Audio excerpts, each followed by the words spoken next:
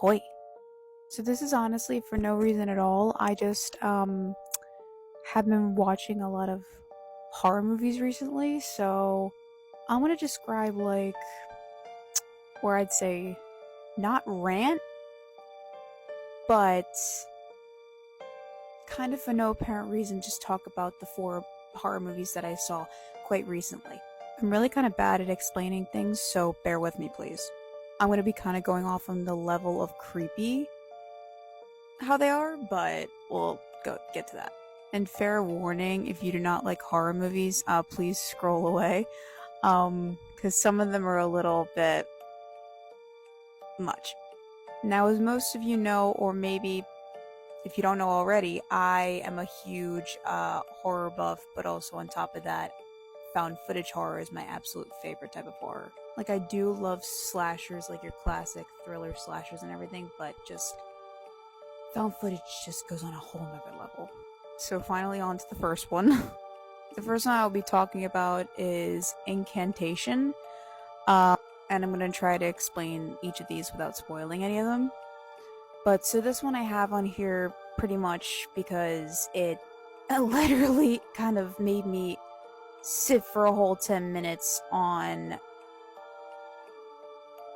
life and kind of not saying grief, but a lot of stuff in general. It's a Mandarin original spoken type film. You can watch it on Netflix. I watched the English overdub version. I should have watched the Mandarin version, but don't at me. It's about this one woman whom I would say was in an institution for a quite amount of time, and she was not doing so well. So in doing so, she had a child, not in the institution but outside of it, and she had to give her child away. In doing so, her child is now raised in foster care, and she's trying to film the whole film while making it kind of like a memento to her daughter. And the movie kind of flips back and forth to showing her and her boyfriend and a friend going to this, I would say, forbidden area ground kind of place. They kind of are doing like a live stream type of thing, or they have like a YouTube channel. I don't know what you would call it, but they're like hunting for ghosts. They call themselves the Ghostbusters. And while it's flipping back and forth between time frames, you kind of get more of like, oh, creepy things start to happen in when Toto, which is her daughter's name, comes to live with her. Different things start to happening, like paranormal stuff. I don't know why my mic cut out here for some reason, but I'm explaining how they're now at the forbidden spot place that they were at before, filming all the ghosts and everything. When they get there, everything just turns to the worst, pretty much. I really cannot say much without spoiling anything, so I'll just leave it at that. I just gotta say, even by the ending, as you can see on my face, it just literally crushed the hell out of me. Like, it honestly left me confused, but also like, oh damn, at the same time. The ranking I gave this film was a decent 7 out of 10. It left me speechless in a good way. The next one I will be describing is Host. And this one I just watched the other night. This one's dated back in 2020, kind of when quarantine was at its peak, I should say. This one was a trip, I'm not gonna lie, but I still loved it regardless. This one is about 6 friends whom are on a Zoom call and basically do a seance. For whatever reason, they don't even explain to why they're doing it, they're just doing a seance. As the seance starts to progress, none of the friends take this shit seriously when your main character, Haley, is losing her shit and mind. The friends then all go through with it, and everything seems to be okay as the first couple minutes goes around, but then like one of the friends thinks it's a great idea to just mess with the whole thing and kind of, I would say I'm going to do emotion in a couple of seconds, but yeah, all on someone's death pretty much. And it turns out that the same friend basically invited a demonic spirit to mess with their whole Zoom call. I give that one a decent 9 out of 10, and the whole balcony scene just let me struck, man. I can't even say much about that.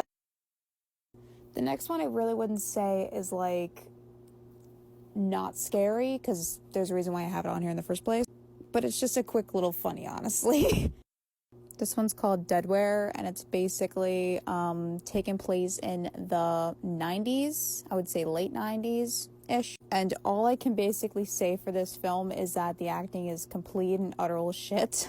The guy is fine, but the girl, So it's basically introducing these two characters whom are streaming and trying to play this new game that they found, or yada yada yada. However, when they start to play the game, they notice something isn't really right about it. They kind of get a bad feeling right away, especially the guy character.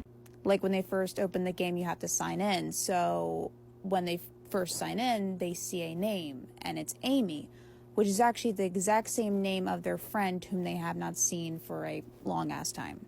So if that wasn't creepy enough, they just continue to play. And as they start to continue to play, they each get to know a little bit more information on what actually happened to Amy, which doesn't really sit well with one of the other characters whom actually doesn't want to play anymore, but the other just wants them to keep playing.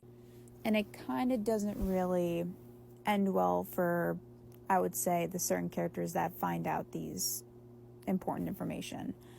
Again, I'm really trying not to spoil anything. I literally just gave you a name of one of the characters, and that's really it. The only thing I would say about this film that kind of dragged for me was the first half, which literally, I'm not even kidding, was probably almost an hour. At least that's what I felt it was. But yeah. I may be exaggerating a little tad bit on that. But overall, I give the film I give it I can't remember. I think I gave it a 5 out of 10. Literally, the scares were extremely good, but just the acting is what killed me. Yeah, I'm watching my screen right now. I just gave it a 5 out of 10. But the ending was extremely good. It's just the whole acting was just not for me. This next one is Hell House Origins, the Carmichael Manor. This one, where to begin with this beautiful film? I cannot even say it. This was the utteral mwah on the cherry cake of the Hell House franchise. This one definitely tops Lake of Fire 20 million %. I will say this though, if you have not seen the first Hell House or any of the movies in the franchise, please go watch them. I'm begging you to just go watch them and you'll understand.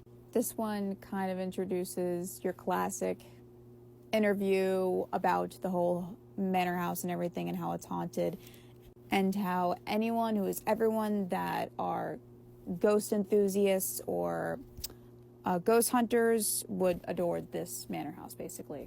And they try to stay there for more than just 4 nights or anything like that. But it gets crazy. The best thing is the subtle jump scares that get you every time, and they're just, oh my god. I really cannot explain any more without giving anything away, because it's just one of my absolute favorite found footage films, I'll say that. And it was highly worth it watching it. That movie's just 20 million % out of 10, honestly. It was so good. But yeah, those are my 4 movie rundowns that I saw recently. If you all want to go check them out, please do. I highly recommend. Let me all know what you think. But overall, yeah. Bye-bye.